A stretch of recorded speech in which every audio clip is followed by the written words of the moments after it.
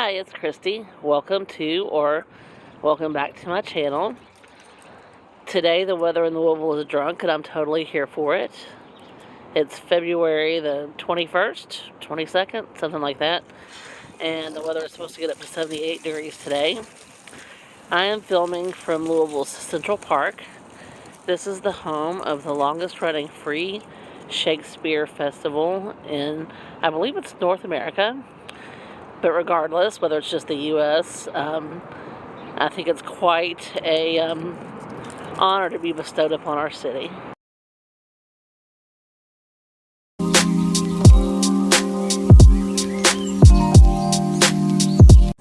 I'm going to ask you to bear with me today. It's too beautiful not to be outside, but the wind is probably going to gust up to about 50 miles an hour, and we are in the direct flight path for Louisville's airport, so there might be some airplanes coming through that will get rather loud.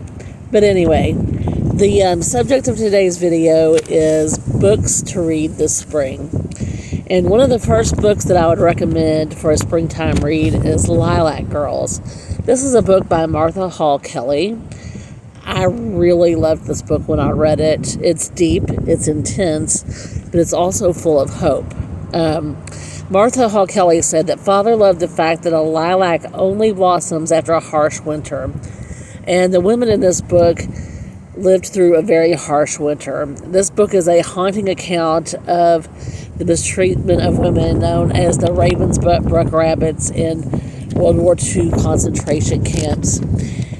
Some of these women come out the other side, and their travels take them to New York, to Paris, to Germany.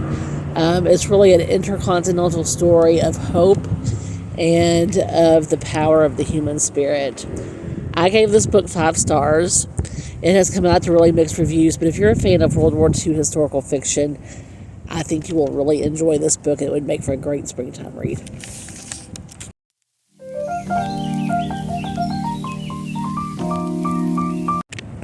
Family dynamics. Every family has them.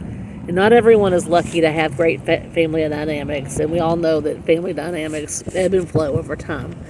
That is especially true for siblings Ian and Addie, who traveled to Ireland for a family destination wedding.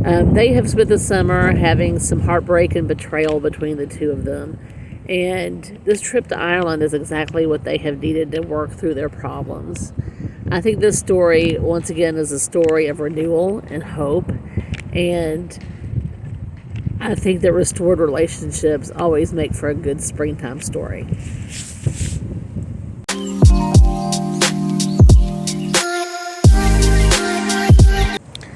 The Stationery Shop is a lost love story set in 1953 Tehran. It is a story of a girl named Roya who finds refuge in a stationery shop run by Mr. Fakhri. Mr. Fakhri does a little bit of matchmaking, and he introduces Roya to one of his other favorite members of his clientele. And the two do some dating, and they end up agreeing to meet in Tehran. And on the eve of their meeting, there is a violent uprising, and the two never get a chance to meet.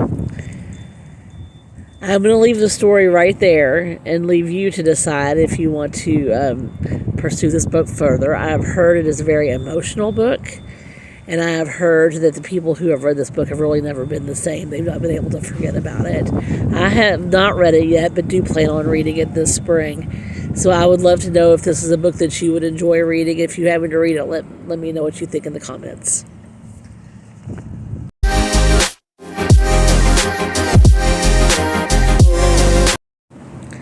In my opinion, you can really never go wrong with a Kristin Hannah book.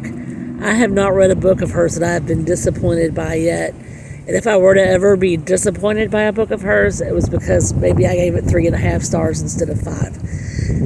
So it is no surprise that I'm going to put one of her books on this list. This book is called Wild. It really is the story of human resilience. Pardon me, they are doing work behind me to restore the park. Human resilience, hope. It is a story of a little girl who is found in the Pacific Northwest, and a child psychologist, I believe, adopts her, Dr. Julia Cates. And this is the story of how Dr. Cates works with Alice and does so in the midst of some of her own trials and tribulations. Like I said, cannot go wrong with Kristin Hannah.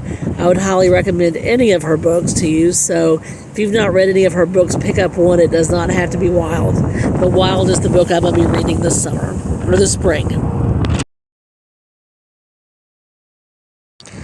Little did I know that I would be filming in the urban wild today.